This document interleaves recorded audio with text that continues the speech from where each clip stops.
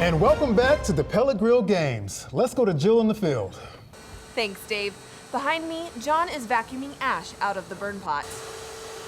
That looks messy and time-consuming. And most pellet grill brands recommend doing this at least every other cook to keep the grill running properly. Well, let's go to Carl across the street on the Camp Chef in the meantime.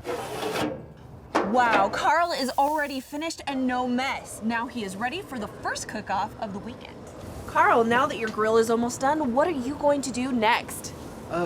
Cook some ribs. Who are you? What is this? What? Back to you, Dave. That's a good play right there. I gotta give me one of those. Those things are nice. I didn't know they were that nice. I mean, because with the ash, that stuff gets everywhere.